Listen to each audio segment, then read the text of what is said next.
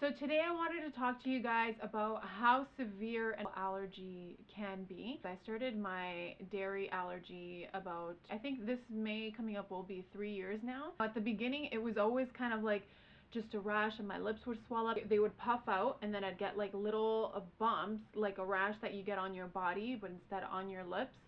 So that would make it swell up even more. And once that was gone, which took a few days, sometimes even a week, you kind of get like this scab layer that grows on top. And I remember I used to start peeling it because I was so sick of it. Now once you start to peel it, it needs to re-scab. So it used to take like a whole month for it to finally go away because I'm that dumb and that stubborn. So if you are going through an allergy, food allergy that makes you react like that, don't pick at it. Please don't pick at it. It's going to take so much longer for the healing process. You also need to realize that the more you are exposed to whatever allergy it is you have, your allergy keeps doubling and tripling every time you have a reaction. But if somebody is having something like cheese, if they put their hands on the table and then you go and sit at that table and touch it, guess what? You're going to have a reaction because, like I said, it doubles and triples every single time. So now, almost 3 years into it, I'm at the point where I'm starting to react over everything because I've been so careless. The last reaction I had is actually from Gabriel, my boyfriend. Came home, gave me a kiss on the lips, and my lips instantly swole up. This was probably a week and like a few days, and I'm just starting to heal like my lips now. My body rash is pretty much gone, but I was hyperventilating. I also noticed that my body temperature, it's almost like everything dropped, and then my heart started to race. And I mentioned that to a few people and a doctor, and apparently at the point where the next time I could actually go into cardiac arrest. It's just my body trying to tell me, like, wake the hell up and start being protective over yourself. I'm a lot more careful now, like saying hi to someone. I'm usually like the hugger, and if I'm meeting you for the first time, I want to shake your hand, but now I'm kind of just like, what did you eat? Don't touch me. And I know it could come across as like being a super diva sometimes, but hey, if that's what's going to keep you alive, who really cares about what anybody else thinks? I remember when this first started, I used to go to restaurants and be like, oh, careful on the cheese, and then they would bring it out, have cheese, and then they'd just like pick it off, and I would end up getting a reaction. Or let's say that one time I had sushi, and even though I ordered a California roll, they must have used the same knife that they did with something else that had either an egg batter or mayo, and cut my sushi rolls, and I ended up getting a reaction. Like, I'm at the point where I have to be so strict now, and I don't even care if I'm a bitch about it, but it's your life, and you need to be careful. If this is something that's just starting out for you, be that diva from the get-go, because I was always so careful and not try to be disrespectful with whomever's home I was going into. But I have friends and a few family members that will change everything just so that you could come over for dinner, just to accommodate me.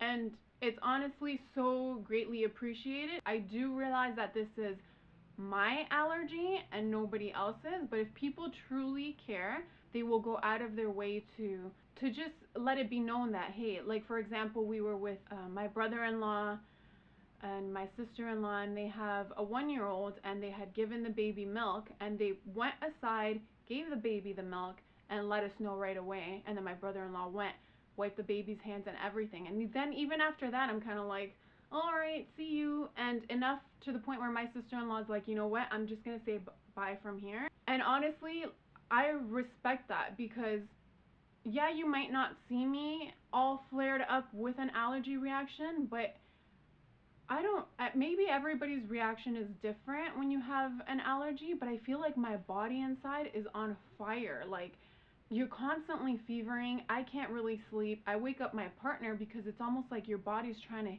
heal it and rush to get out of your system.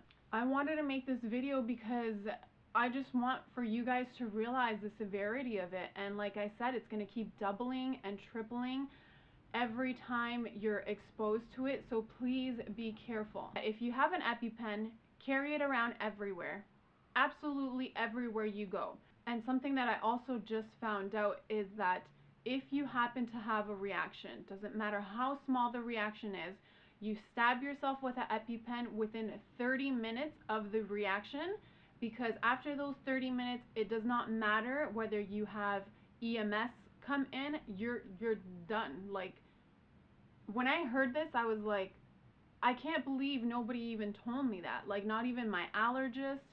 It was just like, yeah, if you have a reaction, just stab yourself. I didn't know that I had a time, like a certain window time where I had to take this EpiPen so that I'm not gone. I know that the EpiPen is super expensive, but it is so crucial, because sometimes you don't know whether you're going to have like those little steps like I did, or you're just going to go from like little rash, swollen lips to cardiac arrest right away. You never know. Allergies are so crazy. I had no idea how severe they were before. Now I clearly do, because I don't really have a choice. So if there's one thing that I want you to take from this video, is to please take care of yourself. Always have your EpiPen. If you have a reaction, stab yourself, no matter how small the reaction is. Stab yourself within 30 minutes of when the reaction started. And fourth, don't care to be that diva or annoying, because at the end of the day, it's you and only you that's going to be taking care of yourself. If others around you, friends and family, can help out, then cool. But you need to watch out for you. And if people think that you're being a little too extra, then that's on them. So I hope you guys take care of yourself. I hope you guys, even if you don't have a reaction or have a friend that has an allergy, be a little bit more mindful of what actually goes on, and learn actually how to use the EpiPen, because you never know if a friend of yours or someone on the street can just let you know that they have an EpiPen and can't stab themselves because they're freaking out, and do it for them. I have a tester somewhere, and I would have loved to shown it, but I don't. So let me just grab mine 1 second. So here is mine. It looks a little beat up because I carry it almost everywhere. Now I'm gonna start carrying it everywhere, because I didn't know that I had a 30-minute window. I always thought, like, well, let's just wait until I like really swell up. So it comes in a little case, and just, you have to pop this up and then stab it onto your thigh. Remember, blue to the sky, orange to the thigh. This will keep you alive, so use it. And if you don't need it, but a friend needs it, that's what you do. Blue to the sky, orange to the thigh. I don't expect anyone to help me out with it. I know that it's my situation, but it's nice to know that there are still kind people, like people at my work, that will wipe down their whole computers and phones and mouse and keyboards just because they had some coffee, but they're scared that some might have gotten on their hands. Like, honestly, I love you guys. Anybody that's thoughtful ever in any situation, like, keep doing that, because we need better people like you walking around. So yeah, take care and be the diva. See ya.